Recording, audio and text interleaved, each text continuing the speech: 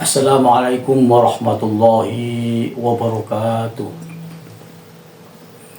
Pemirsa yang budiman, para pecinta Ahlul Bait Nabi sallallahu alaihi wasallam dan para pecinta Ratibul Haddad yang saya banggakan. Alhamdulillah, kita akan menyimak episode kali ini tentang tarikh atau sejarah munculnya Ratibul Haddad dan kaifiahnya untuk umat. Semoga salawat dan salam berkahmu ya Rabb tercurah kepada Nabi Agung Muhammad SAW dengan salawat yang bisa memberi kami para muhibbin kesempurnaan anugerah dan harapan puncak di dunia dan akhirat. Amin ya Rabbal Alamin. Pemirsa yang budiman, di negara Mesir pada zaman kehidupan Maulana Syed Al-Syarif Al-Habib Abdullah bin Alwi Al-Haddad, ketika akidah Ahlussunnah wal Jamaah begitu kuat dan banyak pengikutnya yang diikuti oleh banyak penduduk di sana, yaitu di negara Mesir dan penguasa pemerintahan saat itu. Lama-kelamaan mereka lengah karena merasa kuat sehingga tidak memperkuat kaderisasi. Maka tidak lama kemudian muncul faham Syiah yang dengan semangatnya memperjuangkan akidah mereka sampai bisa masuk ke pemerintahan, sampai di sektor pendidikan formal dan sebagainya. Pemirsa, sekitar 50 tahun Syiah berjuang di sana, berhasil merebut pengaruh di sektor-sektor penting, termasuk sektor pendidikan, sektor pendidikan formal yang puncaknya Syiah mempunyai pengikut mayoritas di negeri Mesir dan menguasai pemerintahan. Pemirsa, para pencinta Ratibul Haddad yang saya banggakan, bersamaan dengan kondisi tersebut, negara Mesir dan negara-negara Arab lainnya, bahkan sampai ke tingkat dunia, semua mengalami krisis ekonomi yang berat.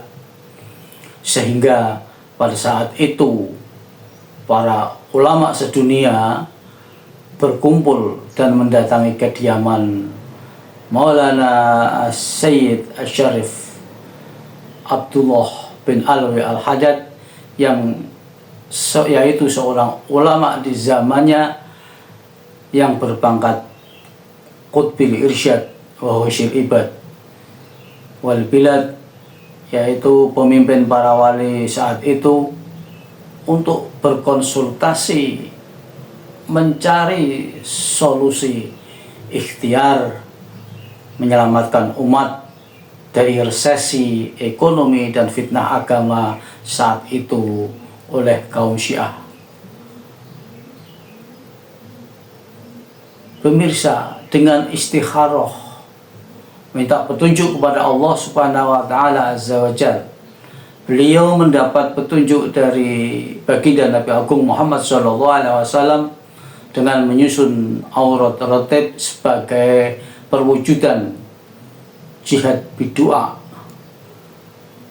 jihad dengan doa.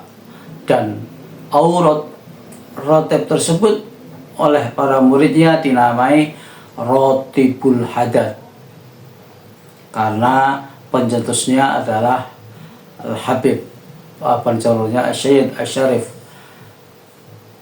Al-Habib Abdullah bin Alwi Al-Haddad. Pemirsa, Ratibul Haddad adalah suatu amaliyah atau wirid atau zikir yang dilakukan secara berjamaah atau individu untuk mengatasi krisis ekonomi saat itu dan membendung fitnah agama supaya tidak meluas atau berhenti bahkan pergi. Hal ini pernah kami buktikan dan juga berhasil. Walhasil di negara Mesir saat itu akidah Ahlussunnah wal Jamaah kembali berkibar dan pengikutnya menjadi mayoritas sampai menguasai pemerintahan dan pendidikan sampai sekarang. Saudara pemirsa, pecinta Ratibul Haddad, adapun kefiah atau khasiat Ratibul Haddad adalah sangat luas. Namun poin yang utama adalah yang pertama untuk peningkatan ekonomi untuk umat mau atau individu. Yang kedua, menangkal atau mengusir fitnah agama atau faham yang menyimpang. Namun ternyata dalam prakteknya bisa untuk pagar santet atau guna-guna. Dulu orang yang bikin fitnah agama dirangkepi dengan ilmu santet atau ilmu guna-guna tersebut. Pernah Alkisah terjadi orang yang istiqomah mengamalkan Ratibul Haddad. Ada santet yang berjalan mau melewati rumahnya, ternyata jatuh santetnya. Santet tersebut jatuh sebelum melewati rumah itu. Dan masih banyak yang lainnya kaifiyah khasiat Ratibul Haddad. Maka barang siapa istiqomah membaca aurat Ratibul Haddad dengan niat ikhlas ibadah karena Allah untuk umat, baik secara ekonomi maupun fitnah agama, maka ia akan mendapat rizki yang banyak dan barokah serta selamat dari santet. Juga yang lebih penting, akan tergolong orang yang menjadi ahli jihad bidoa atau jihad dengan doa. Pemirsa pencinta Ratib yang saya banggakan, perlu saya sampaikan bahwa semestinya tarikh tersebut dulu saya peroleh dari pengajian tarikh Islam di Masjid Wakaf Pekalongan sekitar 30 tahun lebih yang lalu, yang isinya lengkap dengan tanggal, tahun, nama tokoh terkait. Namun karena catatannya belum ketemu atau hilang, maka hanya dengan ingatan saja yang saya menyampaikan kisah ini yang diajarkan oleh beliau Maulana Syed Asyarif Muhammad Lutfi bin Ali Al-Alawi. Dulu waktu itu beliau masih muda, beliau masih dipanggil Ustadz. Semoga beliau meridhoi dan memberkahi orasi ini. Ilahi anta maksudi wa ridhaka matlubi. Pemirsa, para pecinta Ratibul Haddad dan para muhibbin yang saya banggakan, mengingat amalan ini adalah sangat penting untuk benteng akidah dan ekonomi, maka kita menghimbau untuk diamalkan.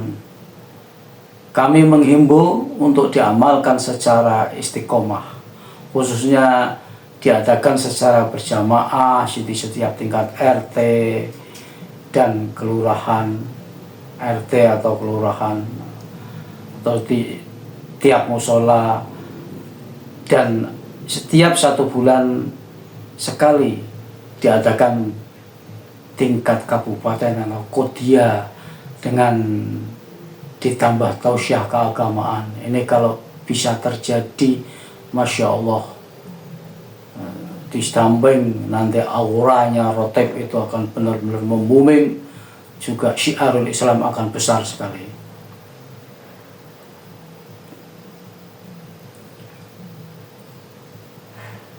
Pemirsa,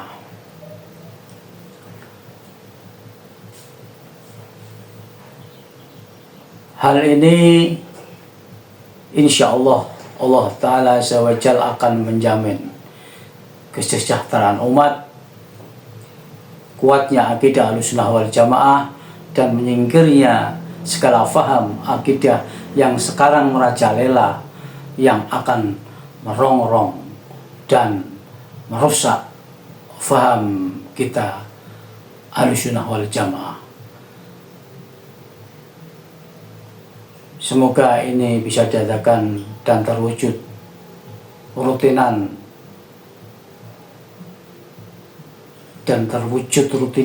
ziarah ke makam pembawa masuknya Rotibul Haddad ke Nusantara oleh seorang wali kutub di zamannya, yaitu Syed Syarif Abu Bakar bin Toha Al-Alawi, dengan alamat Desa Kayu Geritan, Kecamatan Wonopringgo, Kabupaten Pekalongan, Jawa Tengah. Demikian pemirsa dari kami, channel YouTube Makmur Dipowongso. Dan tolong di subscribe di channel YouTube tersebut, karena episode berikutnya akan menerangkan masuknya Rotibul Haddad ke Nusantara versi Syed Al-Alamah Maulana Syarif Muhammad Lutfi bin Ali Al-Alawi. Wassalamualaikum warahmatullahi wabarakatuh.